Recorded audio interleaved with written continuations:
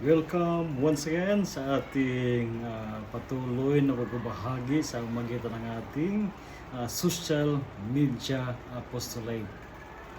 Samahan niyo po si Father Ron sa araw na ito, araw ng Biyernes. Ano kaya ang pakiramdam ninyo pag araw ng Biyernes? Marahil ang iba sa inyo ay magasabi, "Thanks be to God, today is Friday!" Sa 5 araw na pagtatrabaho ay umabot na naman tayo upang mag-relax. O kaya maaaring sabi ng iba, "Thanks be to God, today is Friday. Meron akong panahon sa aking family." O kaya, "Thanks be to God, today is Friday. Meron naman akong panahon upang maglingkod sa aking community sa simbahan." O kaya, "Thanks be to God, today is Friday. Meron naman akong panahon upang maggala, upang maglaag." Mga kapatid, ano man ang inyong mga pakiramdam sa araw na ito? Muli, inayahan ko kayo, ang inyong kasama sa laag ng buhay, si Father Ron. Samahan niyo ako upang muli natin pakinggan ang salitang Diyos sa araw na ito, araw ng Biyernes. Mula po sa Ebanghelyo ni San Lucas, chapter 17, verses 26 to 27. Noong panahong iyon, sinabi ni Jesus sa kanyang mga alagad, "Ang pagparito ng anak ng tao ay mautulad sa kapanahonan ni Noe. Noon ang mga tao'y nagsisikain at nagsisiinom, nag-aasawa, hanggang sa araw na sumakay si Noe sa daong. Dumating ang baha at namatay silang lahat. Gayon din noong panahon ni Lot. Ang mga tao ay nagsisikain at nagsisiinom, namimili at nagbibili, nagtatanim at nagtatayo ng bahay. Ngunit ng araw na umalis si Lot sa Sodoma, umulan ng apoy at asopre at natupok silang lahat. Gayon din sa pagdating ng anak ng tao. Sa araw na iyon, ang nasa bubungan ay huwag nang bumaba upang kunin ang kanyang mga ari-arian sa loob ng bahay. Ang nasa bukid ay huwag nang umuwi. Alalahanin ninyo ang nangyari sa asawa ni Lot. Ang sinumang magsikap na iligtas ang kanyang buhay ay mawawalan nito. Ngunit ang sinumang mawalan ng kanyang buhay ay siyang magliligtas nito. Sinasabi ko sa inyo, may 2 lalaking natutulog sa isang higaan sa gabing iyon. Kukunin ang isa at iiwan ang isa. May 2 babaeng magkasamang gumigiling. Kukunin ang isa at iiwan ang isa. May 2 lalaking gumagawa sa bukid. Kukunin ang isa at iiwan ang isa. Saan po, Panginoon? Tanong ng kanyang mga alagad.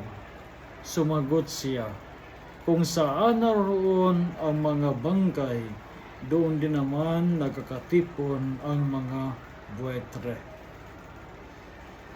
Mga kapatid, ang ating mga pagbasa sa linggong ito, lalo na ngayong araw ng Biyernes, ay naghahanda para sa atin sa nalapit na katapusan ng kalendaryong pangliturhiya ng ating simbahan. Ngayong darating na linggo, ito yung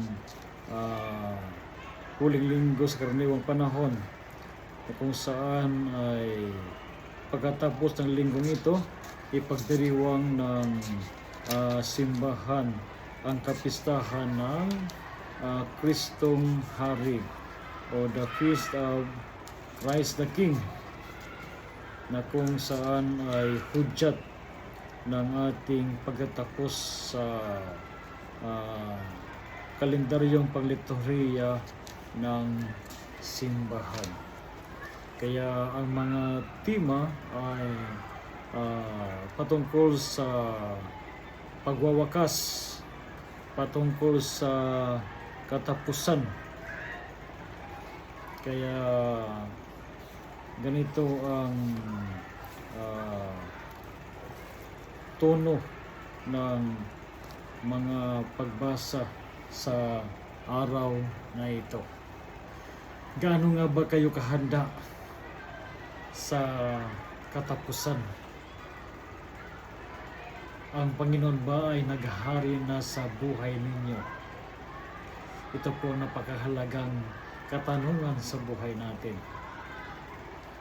Sa katapusan ay hindi na dapat alalahanin pa natin ang mga bagay sa mundo ito. Ang napakahalaga sa katapusan ay handa na tayo humarap sa ating Panginoon.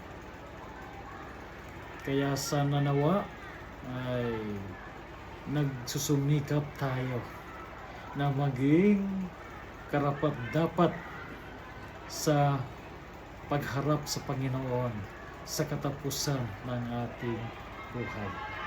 So muli, magandang araw po sa inyong lahat ngayong araw ng Biyernes, at nais kong i-shout out ang ating mga followers, ating mga bagong followers.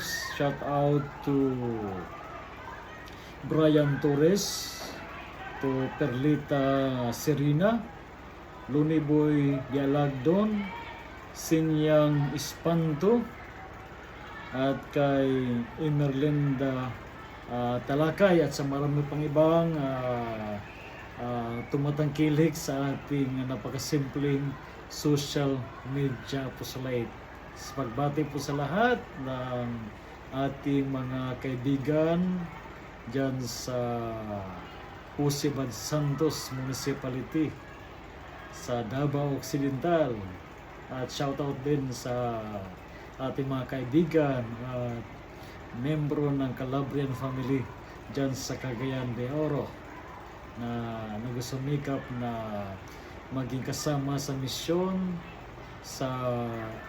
para sa mga bata sa Calabrian Children's Foundation.